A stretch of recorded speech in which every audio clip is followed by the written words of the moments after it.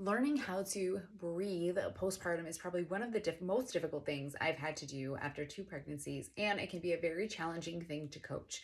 There are a couple different compensatory breathing patterns that I often see with postpartum clients. The first one would be kind of more breathing up and utilizing the neck muscles, the erector muscles, those back muscles to kind of almost pull in air. So you'll see the chest really elevate and it almost appears this seesaw type breathing. The second would be more of a belly breath. So that is a lot of air and pressure flowing out onto the belly. There's no chest expansion, no lateral expansion, and everything is just flowing outwards. A third is more of a paradoxical breathing pattern. So you'll see essentially the chest kind of elevate first and then the belly, and then it's almost kind of like this pushing down of pressure on the exhale. So essentially we would like a little bit of that belly then chest movement, but we don't want all belly in our inhales, and we want a nice soft audible complete exhalation. So what that might look like in terms of compensatory patterns is that kind of breathing up. So pulling air in with the neck, you'll often have a lot of neck tension, maybe back tension, and this is a very sympathetic driven breath pattern, so a very fight or flight. You might also carry some additional stress, anxious, so just kind of being in that hyperinflated state. Another one is belly breathing, so that inhale all onto the belly. A lot of times the rib cage is just totally locked up, and so we're going to the path of least resistance, which is the abdominal wall, which tends to be a little bit more stretched out after baby. So we're essentially just continuing to put pressure on a healing abdominal wall, which is going to delay like diastasis healing. That's another reason we want to get a more even distribution of pressure with a more 360 breath. So the other one I mentioned is kind of more that paradoxical. So you'll see the chest rise and then the belly. So you're still kind of breathing up.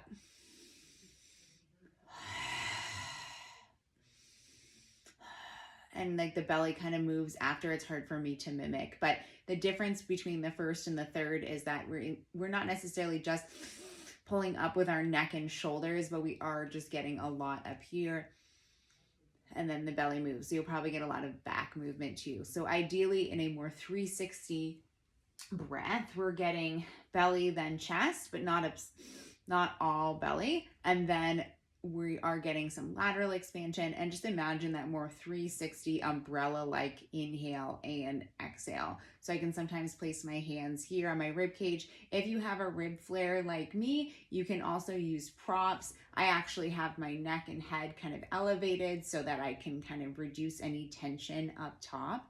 And I'm going to think about breathing into my hands in a umbrella like fashion. So if my index finger, it's kind of on the front side, I have my thumb kind of on the back side of the rib cage, I'm thinking about compressing air into that part of my hand, kind of like a cylinder. So as I inhale, I think about slight belly movement, then chest. So inhale and then exhale.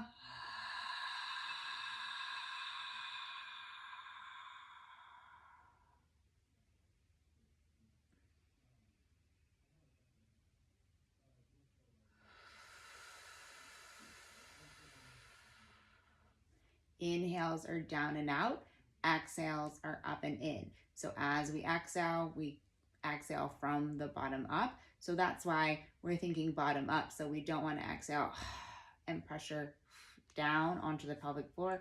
We think about exhales up and in, inhales down and out.